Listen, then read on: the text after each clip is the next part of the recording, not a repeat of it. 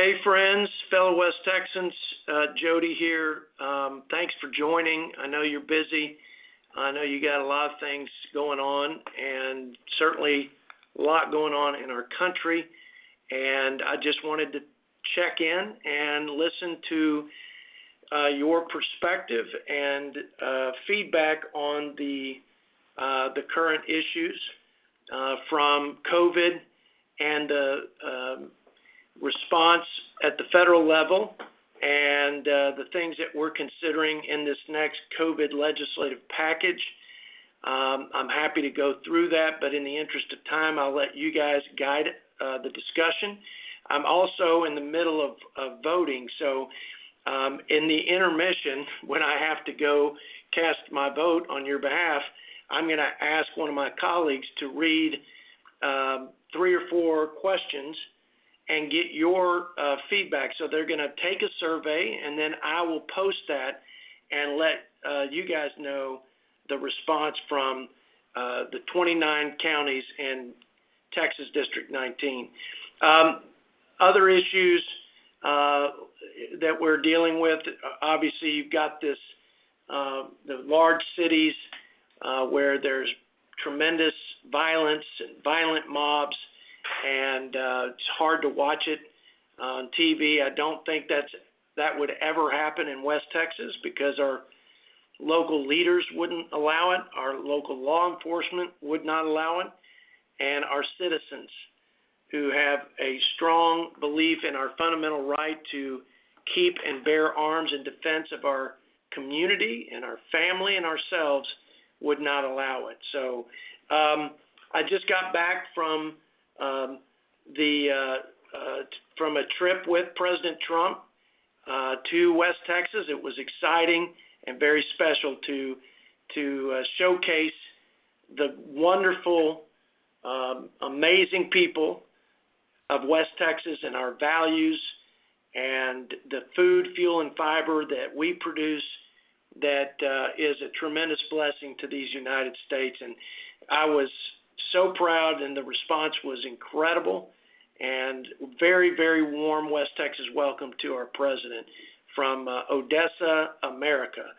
So it was just really great. I wish you could have all been there, but I can tell you, having flown back with him, he was definitely encouraged, and he felt the love from West Texas and the prayers from our folks, and I'm telling you, it was a great experience for him.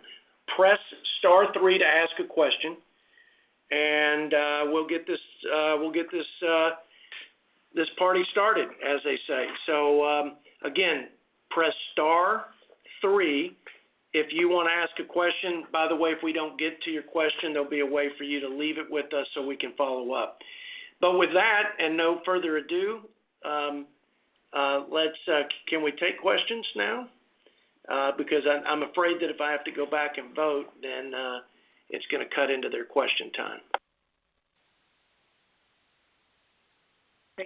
Okay, so as people are they're having to get the calls in, so there's I guess some mechanics to it.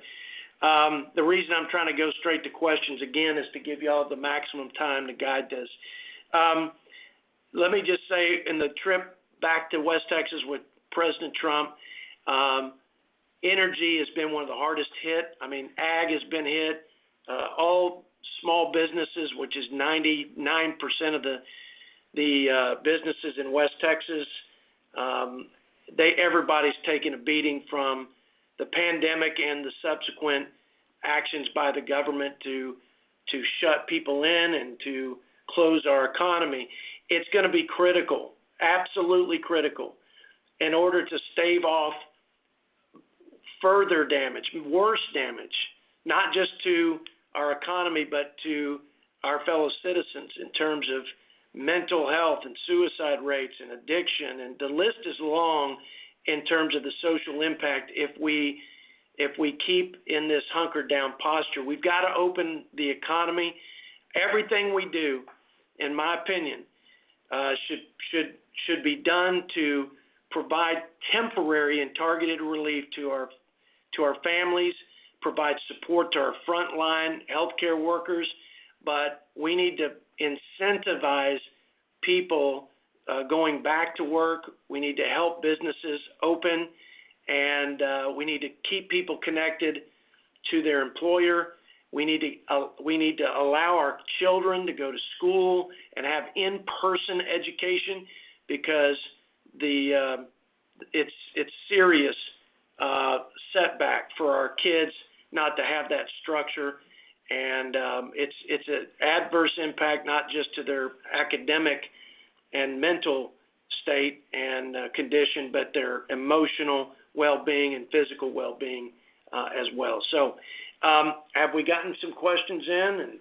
And okay. Well, I know y'all didn't call to hear me ramble. Let's see here. Gary from Big Spring. So let's take a call, and I'll stop yapping. Gary from Big Spring, you on the line with us? Yes, sir. Hey, buddy. Thanks for calling. You bet. What's on your mind, Gary? I would like to just ask a question. I know it's all just campaign strategies, but we got a governor that's seated that run his whole ticket on lowering taxes for Texas, and we got a mayor here in Howard County that run his whole campaign on zero taxes, and my taxes went up 3 times this year, from $9,000 to $25,000 on a piece of property.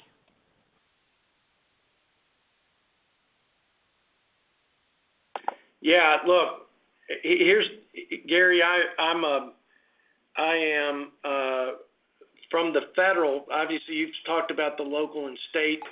The beautiful thing is, citizens get to exercise their freedom and their right in electing leaders at all levels.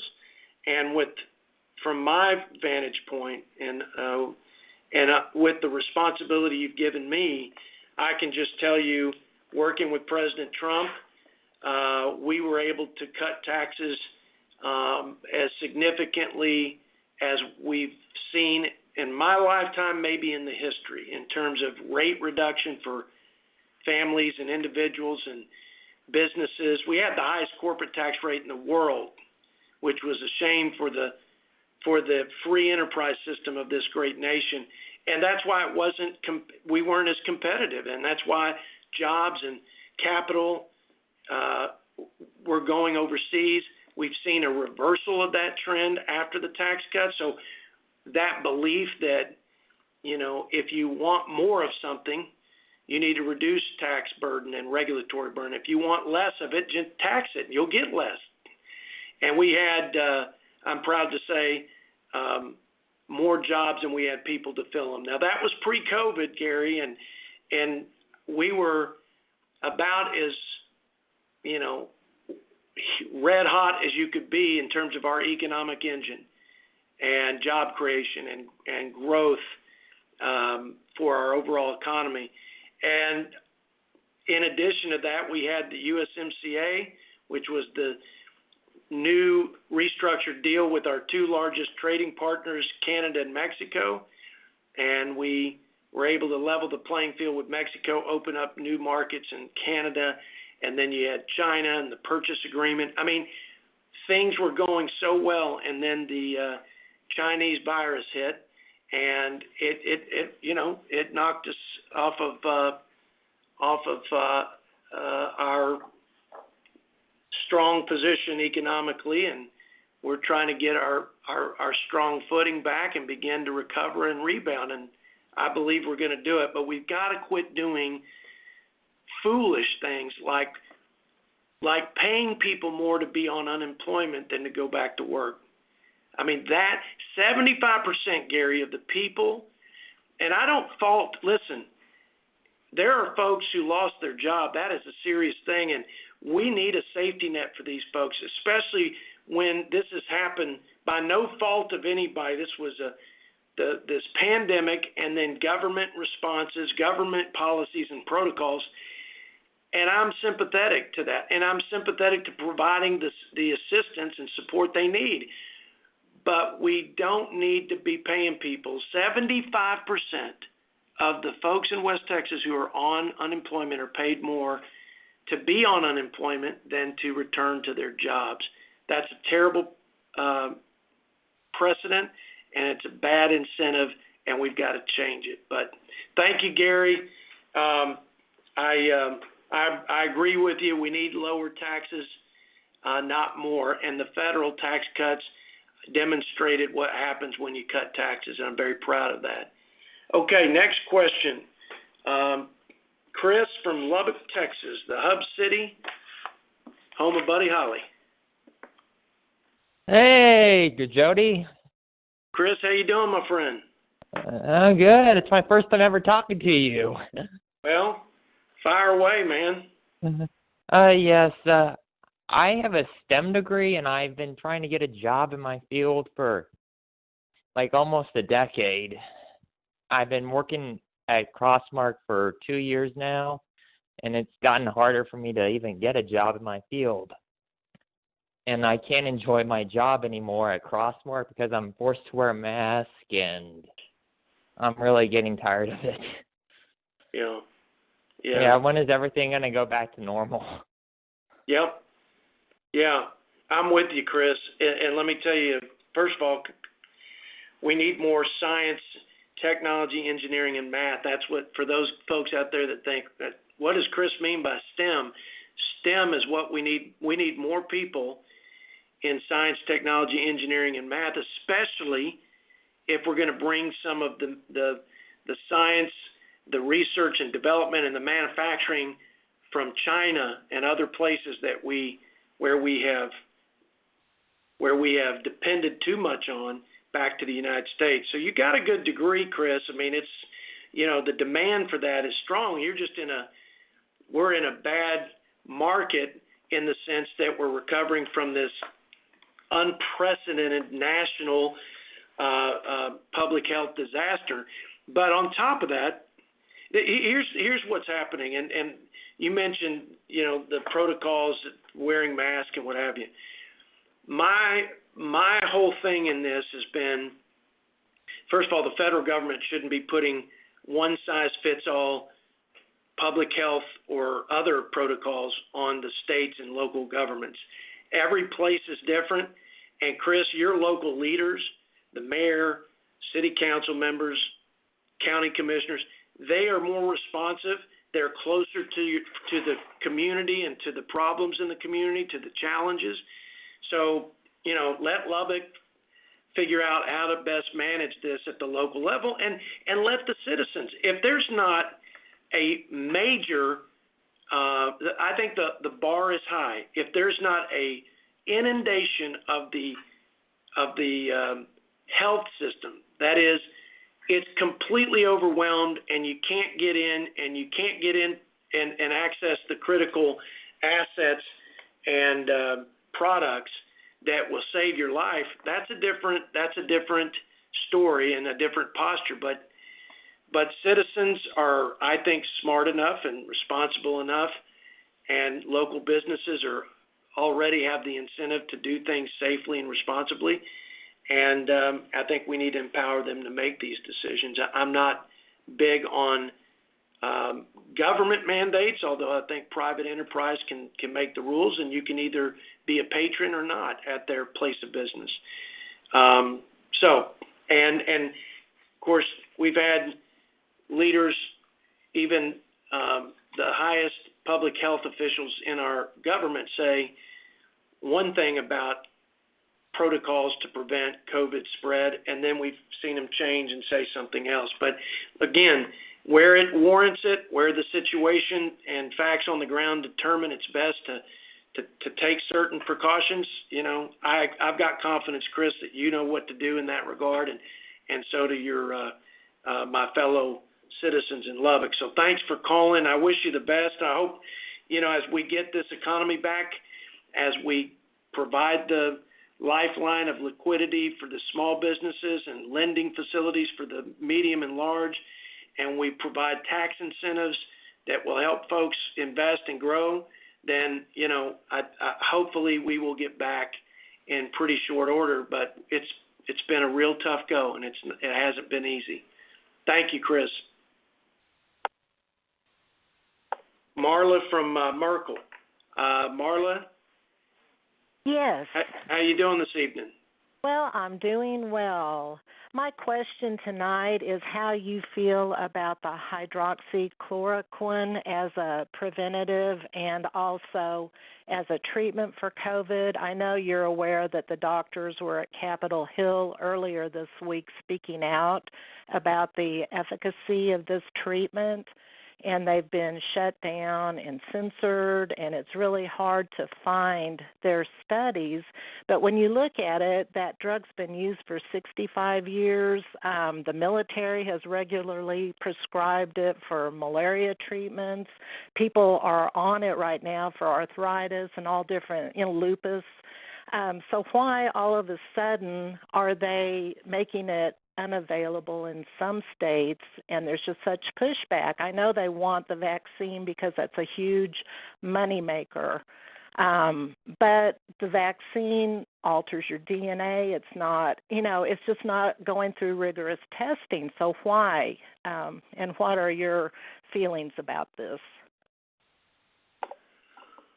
Well, I mean, this is a dynamic situation where we are trying to accelerate as best we can and manage the risks and have the scientific and other oversights in place without having the typical FDA process that if we waited on it, we'd be waiting forever. I think you got to take a different risk posture when you're trying to accelerate therapies and vaccines for something that is causing this much devastation. And, this happens to drugs, even those that go through the normal FDA process. And we are looking to, one role that government has is the basic health and safety standards, and especially as it relates to the products that we take to treat various diseases. And people are taking antibiotics, they're taking steroids for those who get the acute respiratory syndrome, and hydroxychloroquine. There are people that swear by it. There are folks who've taken it and they believe that was part of the mixture of things that helped them recover and not end up in a worse situation. So I do think that we have to apply rigor and science, and we have to have standards to protect the health and safety of our citizens, but we can't do things the way we've always done them because we don't have the luxury of that kind of time, and there will be some things that probably will be second-guessed, and there will be some things that shift from maybe green to yellow, and in terms of being more cautious about its impact. I think the key, though, is toxicity, because when you go through drug trials, you're looking at a few things, but one of the first things you look at is the toxicity, meaning the health impact to humans. They do it in animals, they do it in small and large, and then they have human trials. The efficacy is something that I think we can expedite, we can flex on, and we can take more risk. On the toxicity, that's something I think we've got to maintain the high standards, and I don't have any reason to believe that that's not happening right now. So I appreciate your thoughts on it, and I appreciate you bringing it up. Marla, have a great evening, and let's take the next question. Kenneth from Big Spring. Thank you for having me. I took hydroxychloroquine routinely every morning when I was in Vietnam, and I'm here today to tell you about it. But my question is, when are we going to see the courts and the jails in this country crank down on these people that are burning buildings and throw them in jail where they belong? Kenneth, You have. I'm with you. I mean, I share your sentiments, and I want to take just a little time on this one because I'm just a fellow American like you. I'm a West Texan, and I look at the news and the cities that were once great American cities just on fire with mob violence, with crimes and being perpetrated, violent crimes on their citizens. I mean, law enforcement officers having commercial grade fireworks shot in their face, and having these leftist extremist anarchists lighting our federal taxpayer funded properties. And you just say, how in the world does this happen in the United States of America? And look, Kenneth, there were peaceful protesters. That's an American exercise of a fundamental right, and I'll fight for that right, like I'll fight for your right to keep and bear arms. But what we are seeing in Portland and Seattle and Chicago and New York, that's not. There are folks who've hijacked those peaceful protests to perpetrate crimes, and I believe it's domestic terrorism. And I can tell you that that's the law of the land. If you look at the statute, the federal statute, signed off on, passed by Democrats and Republicans, says that domestic terrorism is violent crimes perpetrated against civilians to coerce and intimidate them for the purpose of changing federal policy or government policy. That's what's happening. And the local leaders in Portland and the state leaders have completely abdicated their responsibility, and they're obstructing the president and the federal civil law enforcement personnel, or the protective service, those officers from Homeland Security and the U.S. Marshals. They're obstructing justice. And they have committed just about their crimes continuously being committed, from arson to assault on officers to you name it. And I've been taking to the floor of the House. I've been encouraging my colleagues to speak out more about it. The federal government obviously has a responsibility on federal property. There's no argument on federal personnel, federal law enforcement, and federal property that the federal government has a constitutional right to be there, and the law supports it, and the president has taken an oath to faithfully execute and enforce the laws of the land. Now, here's the real question. At what point does the president declare, does the president activate the Insurrection Act and say, we've got to go beyond just that federal building?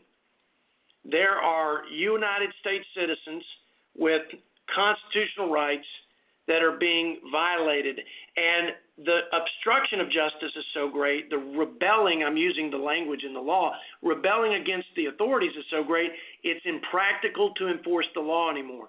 Well, I'll tell you, I think the president has full authority right now to activate the Insurrection Act, call in the National Guard under his direction, and put a stop to this. And I am leaning into that. I don't know there's another member of Congress that has said as much. I was with the president, and these were some of the things that we talked about when I was with him on the flight to West Texas. But he's doing the right thing.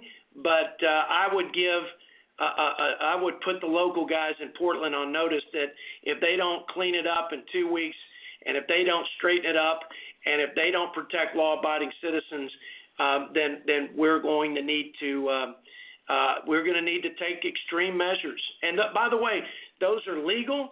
They've been activated and enforced and executed upon before in the life of this country. It's not unprecedented, but if we continue to tolerate this, it'll continue to happen more and more throughout the country. So those are my thoughts on it. And by the way, I am very sensitive to federal intervention in local and state affairs.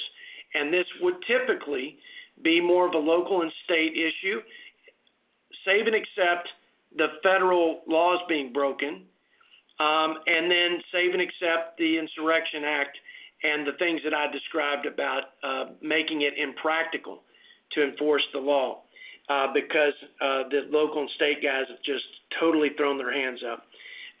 Mayor Lou Haygood from my hometown of Plainview. Yes. Go Yes. Bulldogs. Oh, that's right. And I know your parents. Do you feel comfortable with the security of our voting process, that it will be safe, our election will not be stolen?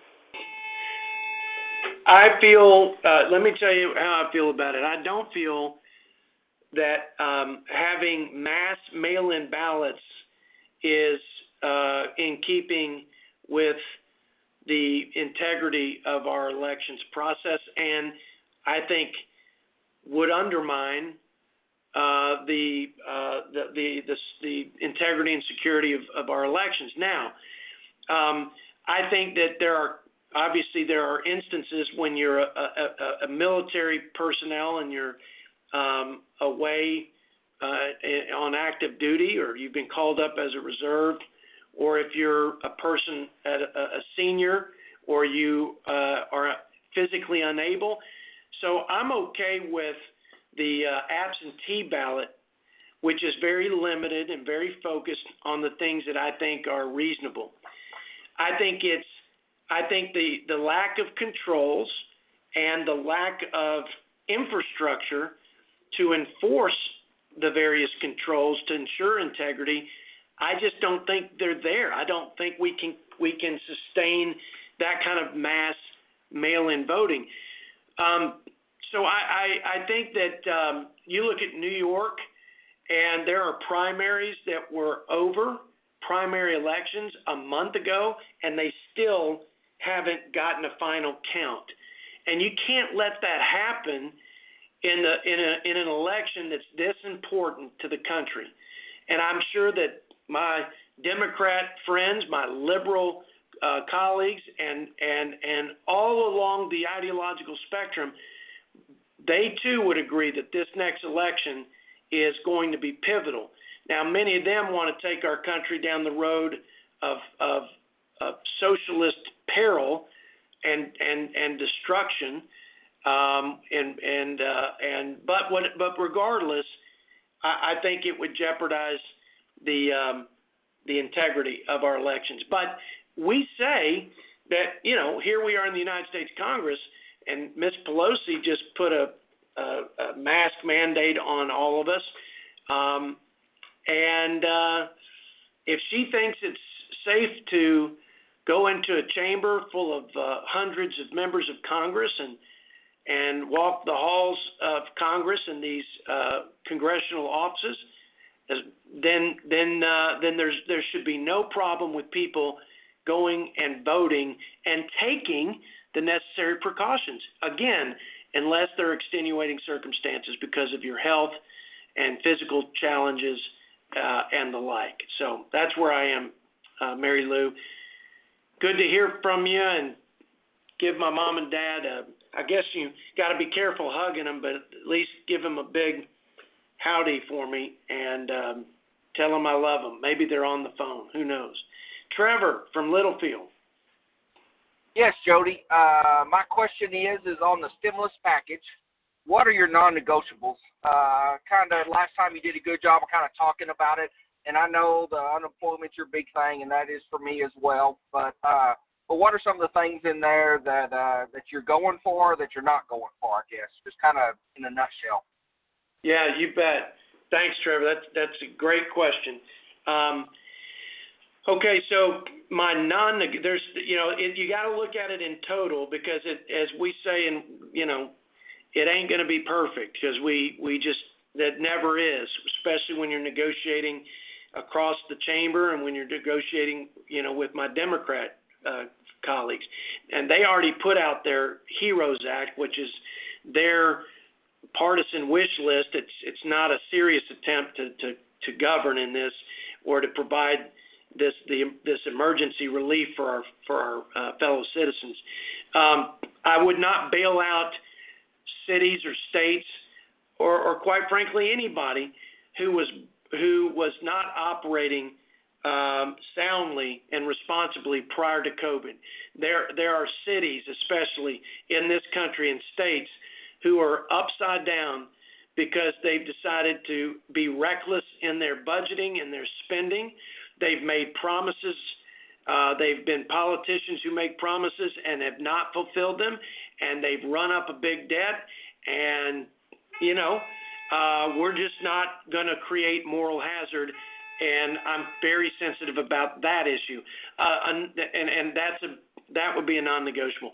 Another one would be the unemployment. Obviously, you cannot put us in a situation. Some are talking about, Trevor, going from $600 for the federal plus up a week to $400, and I think that's what the Senate's going to put on the floor.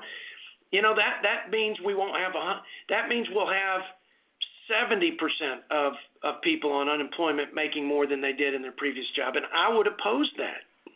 I would not want. Let me give you this stat, and this will tell you where I am. State and local monies, the relief monies out of the last COVID-related legislative package, the CARES Act, $150 billion. Texas has done a better job of spending that, but only 25% of that has been spent. So I'm not looking to put more money at something just to make me feel better or make anyone else feel better. If there are real needs, and I'm certain there are, because there's been a big impact to the economy, big contraction, lost revenue, I'm for making that monies that we already have go further and more, and give the local guys and state guys more flexibility with how to spend it. I do think there's an issue there. But schools, we've appropriated $13 billion to support local school districts, and we've spent, or the school districts, the states and school districts have only spent 1%. So why are we throwing more money at something when we hadn't even spent it? I would take the money, and I would put incentives and support schools more who open it in person and in classroom education delivery. And because if we don't open schools and get kids to school, the most important thing is that's gonna be terrible for our children. We can do it safely. We need to be responsible. There are lots of ways to do it. I don't want to dictate that from Washington, but what I do want to do is to reward those schools that reopen so that the children can have that in-classroom experience, and so that parents can make a living and pay the bills and feed their family. So those are the big deals. Now, agriculture, I'm focused on the relief for the price collapse and the demand hit for ag, but and PPP, I think we need to continue to provide greater flexibility and focus on industries that have been specifically hit harder and that have taken longer to get traction. Maybe it's the price of oil is so low that it didn't matter what we gave, provided in terms of liquidity relief. You couldn't sell oil enough to cover your expenses and pay your bills and meet a payroll. So anyway, those are the things I'm looking at. There's also a big issue, Trevor, with legal liability, and if we don't address that, you'll have a bunch of plaintiffs' attorneys we will see massive lawsuits on hospitals and healthcare workers, small businesses, city officials. I mean, it will be a tremendous drag on our economy. So I'm focused on let's remove barriers, let's reopen, let's reward those who reopen, and then tax incentives. I'd rather give payroll tax holidays, income tax cuts, make them temporary, make some of this permanent. I would say full expensing, make permanent, do away with the estate tax permanently. anyway, there are things you can do on a temporary basis and long term for accelerating the recovery and making our economy even more competitive. And those are some things I just throw out. I could go on and on, but I hope that gives you a sense. Reopen and accelerate the recovery and provide the meaningful, temporary but meaningful assistance to our families and individuals where we can. I'm not big on putting cash out there like that individual assistance, but I'd rather do that when people need it in a targeted way than to keep them on unemployment because we're paying them more. That's unacceptable, and it'll hurt our country long term in a big way. Trevor, thank you so much for asking that. Sorry I didn't get through every aspect of the COVID deal, but those are the big issues for me. Okay, now let's see. What other questions do we have here? Are we going to do any more questions, or let's see? Okay, so let me ask a question. I'm going to go through this survey, and this is going to help, and I'll share it with you, but it'll help me see kind of globally how the district, my friends in 29 counties are thinking about. Do you believe that the government should mandate masks versus, again, private citizens, private employers, et cetera? Press 1 for yes. If you believe that, press 2 for no. So, do you believe that masks should be mandated by the government versus, again, making that decision, giving that decision to the citizens and private business owners? 1, if you believe, yes, the government should mandate, and 2, if you believe they shouldn't. Should I go on the second question? I'm asking my colleagues. She said, nope, don't do it yet, so I'm going to wait.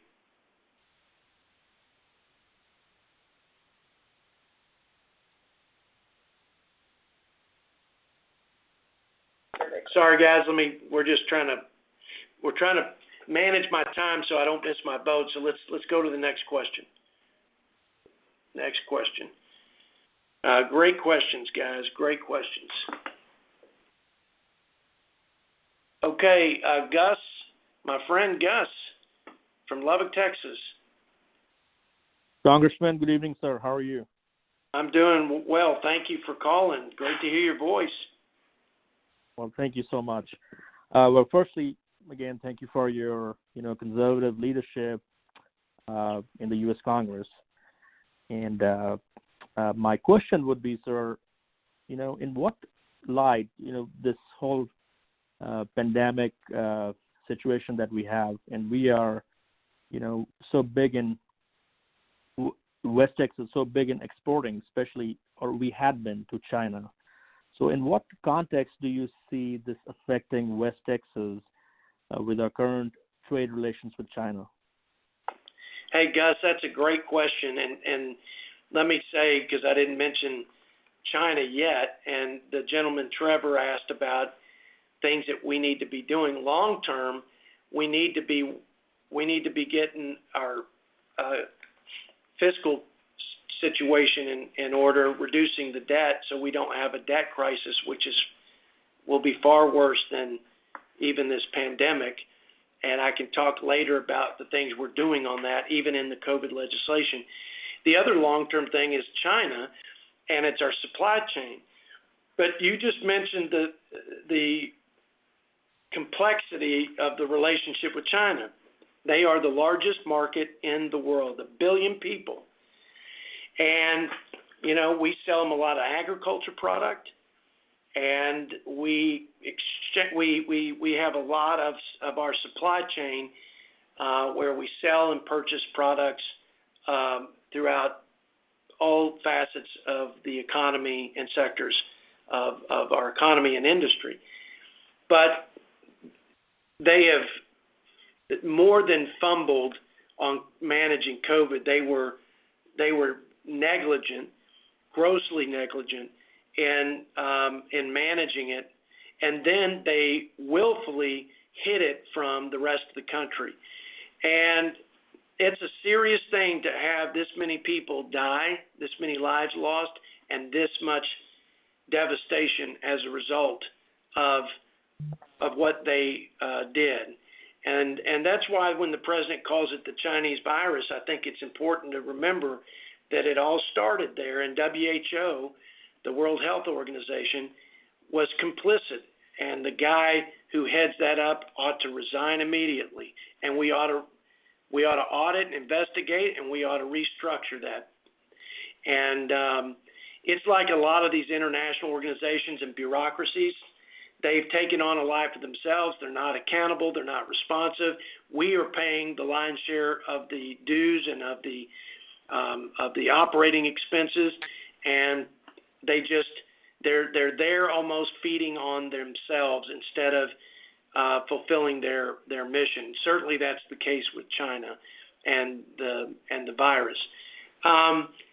We have a China task force, and they're going to come with lots of recommendations. I can tell you from my position on Ways and Means, one thing we've got to do is we've got to restructure the supply chain so that important products strategic to our citizens' health and safety and our national security have to be unwound, and we've got to build out the capacity here and in other countries so we can diversify our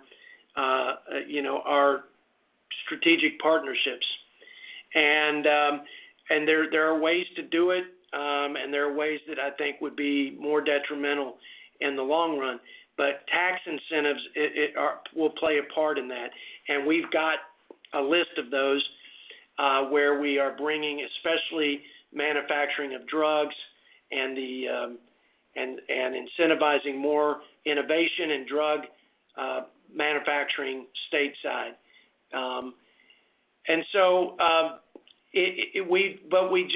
The other side of this is the president just negotiated the largest purchase agreement in the history of our relationship with China since the 70s. And they made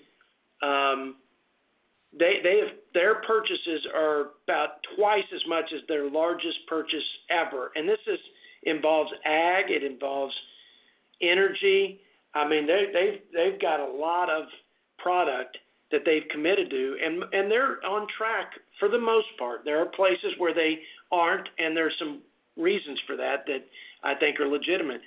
So balancing the trade relationship and the economic benefit to our ag and energy producers and holding them accountable for taking advantage of us. By the way, the trade deal phase one, it puts the measures in place to stop their stealing of our intellectual property. It stops them from manipulating the markets through currency distortions, and there's still more to do. Like, they mass subsidize their manufacturers and producers, and it puts us at a major disadvantage. They're basically state-owned enterprise. So, I know I'm jumping around, but not the World Health Organization, but the WTO, World Trade Organization, is broken just like the WHO is. And if we don't fix the WTO, then we're never going to get to a full reciprocal trade relationship with China and a full level setting and accountability with them. Here's my personal and my last comment about China. We need to put all the measures in place to ensure and the enforcement mechanisms to make certain that they're playing by the new rules that this president negotiated. But you're going to need to, you just got to know, like your dad and granddad taught you and my dad and granddad taught me, don't do business with people you don't trust. So you do business at your own peril to some extent. I mean, we need to enforce trade agreements. We need to hold China accountable as a nation. And and we need to call them out, and we need to be compensated for the damages and all of that.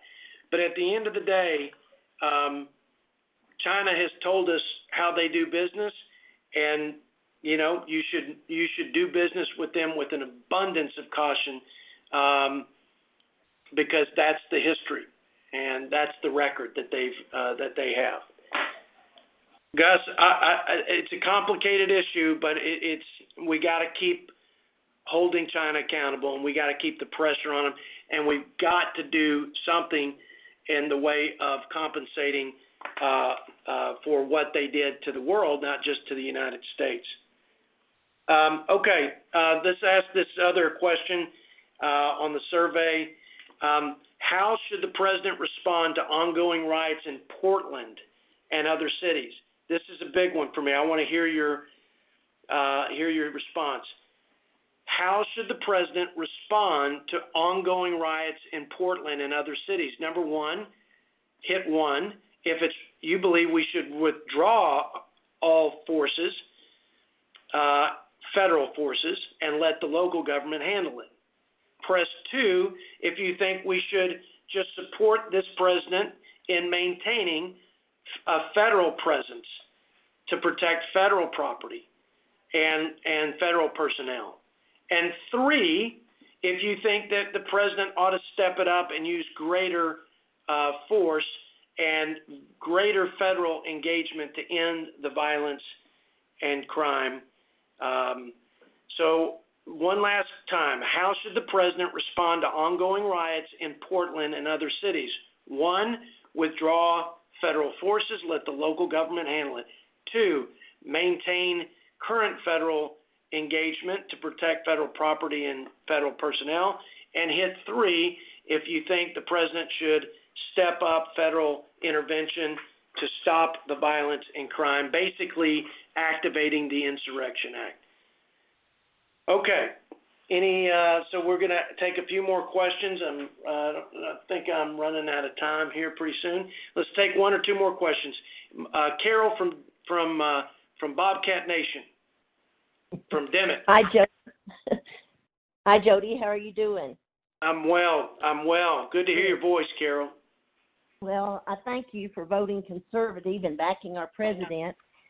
And I would like to know if the Republicans up there have a strategy that's going to be able to fight Nancy Pelosi and stop her from getting that pork fat in the next stimulus bill if they get one. And I feel like, this is an opinion, and I know you probably don't want an opinion. You want something else. But, no. I want to hear your opinion. I just feel like they're so organized, and I sometimes feel like we're helter-skelter. Like we can't keep our party behind our president. And I just, I'm from the old school. I was a child when Bob Dole was up there, but I remember when I listened to him speak one time, he said, you have got to get help from the other side of the party to really do anything. And I just think they fight us every breath. And I don't know if we need to work more on individuality and making friends and them coming across, or what can we do? One of the things, Carol, one of the things I learned coming up here is that not every Republican is a West Texas Republican. And what I mean by that is, we're some of the most freedom-loving folk I've ever been around. And, man, we don't want any more government and any more federal government in specifically than the Constitution basically allows for. And one of the biggest problems with the federal government, if I could just make one big statement, is they've grown so big in scope and scale. That is, they have usurped so much of the state and local sovereignty, and they have grown by deficit spending. That is, they've grown by borrowing on the backs of our children.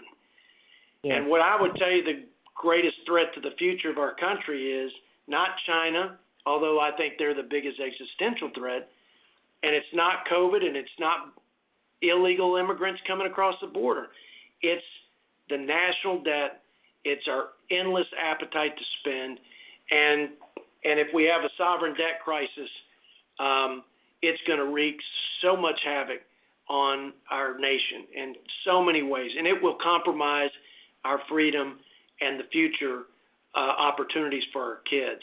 But I will say my job as a West Texas constitutional conservative is to move our GOP conference and move the whole Congress as far as I can to our conservative ideals. But I'm also not going to wait for perfect, or I'll vote against everything. So I'm trying to build consensus, and I'm trying to move the conference to the positions that I think best reflect the values and ideals and principles of West Texas. But there are Republicans who are in the suburbs of Philadelphia, like my friend Brian Fitzpatrick, or in the suburbs of Houston and Dallas, or even partially in the city, like Dan Crenshaw and Pete Olson, and those guys are fighting. They are in a very competitive district, and so they have a different constituency. We've got to be smart, Carol. If I want, and I want it with every ounce and every fiber of my heart and soul, I want to have Republican control the House. Speaker Pelosi has basically given the keys to legislating to the left. Just look at H.R. 1, H.R. 2, all the way through the rest of the 10 first major pieces of legislation. And it's hard for me to believe that we're actually seeing socialism and socialist ideology and policies in the mainstream of a major party in the United States of America. So we have to be able to work together as a conference, because we need the numbers to get the gavel and to put the kind of agenda, the freedom agenda, on the field and advance the cause of liberty and rule of law and the things that we believe in. But they don't all look like West Texas. And I would say that we've got to, and it's my job to move us to those ideals, but to also understand that, we have a bigger conference than just West Texas. And I'll also say this for my fellow citizens and West Texans that are on the call that aren't Republicans. I just led an effort to put debt reduction provisions in the next COVID legislation. And I led it with a guy named Scott Peters, who's a Democrat progressive Democrat from California. And he got 30 Democrats, I got 30 Republicans, and we gave 3 recommendations of legislative proposals.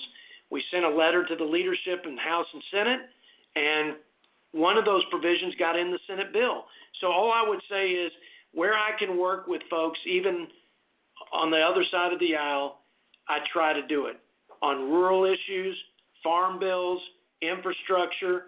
I mean, there are some Democrats that they love the country and they have different views of the government's role. I have a limited view. They have a more expansive view. The problem with Speaker Pelosi is that she's not listening to those moderate Democrats.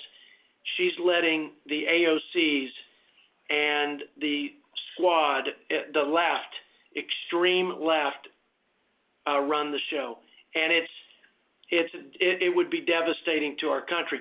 But here's the good news, Carol. If we as Republicans can't contrast what pro-energy, pro-growth policies mean to our nation's economy, our growth, the jobs, opportunities, hope, national security because of energy independence. I was with the president yesterday talking about these things. If we can't contrast that with the Green New Deal, where they just want complete government takeover of our economy, banning cows, banning airplanes, banning fracking, banning fossil energy, that would destroy this country and the opportunities and our freedom. And that's just one example of government takeover of our economy and our society with these socialist policies.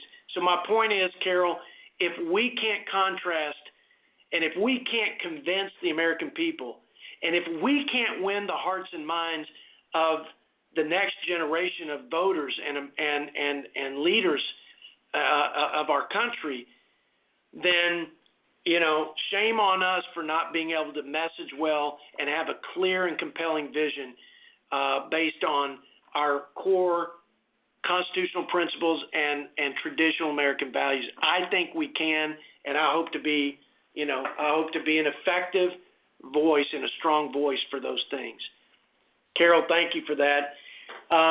Okay, I may have time to go vote now. This is my last vote, right? And so anyway, let me just close it out. I'm just a little distracted because I don't want to miss this vote, but I wanted to do this, and I didn't want to inconvenience y'all for being on the call. Are you going to ask any of these? So we're just going to ask 2 questions. You sure you don't want to ask one more? Let me ask one last question. Let's ask this one. Do you believe schools should reopen with in-person delivery? Press 1 for yes, press no for 2. Do you believe schools should reopen with in-person delivery where the child is in the classroom? Press 1 for yes and press 2 for no. There's probably lots of ways we could have A, B, C, and D on this, but just this will give me a little bit of a feel for where your minds are and where your hearts are. Guys, I'm so proud to represent you, and I'm just so proud to be a West Texan. I wish you could have all been on the plane with the president after he had interacted with the folks in West Texas. They know that we love our country. They know we pray for him and our country. And, he says the forgotten man. He says, I'm not going to forget the forgotten man as I transfer power out of Washington back to we the people. And I told him when I was on stage, I said, look out into that crowd. Those are the forgotten men and women of this country. This is rural America. And they feed and they clothe the American people and they fuel this economy. And they feel like they've been forgotten. But you're fighting for them, and they know that you are, and know that we're praying for you. And I think he was incredibly encouraged, and I've never been more proud. So God bless you guys. Thanks for letting me do this. And I know we're going to keep fighting for all the things that are good about West Texas and what have made America great. God bless. Go West Texas, y'all.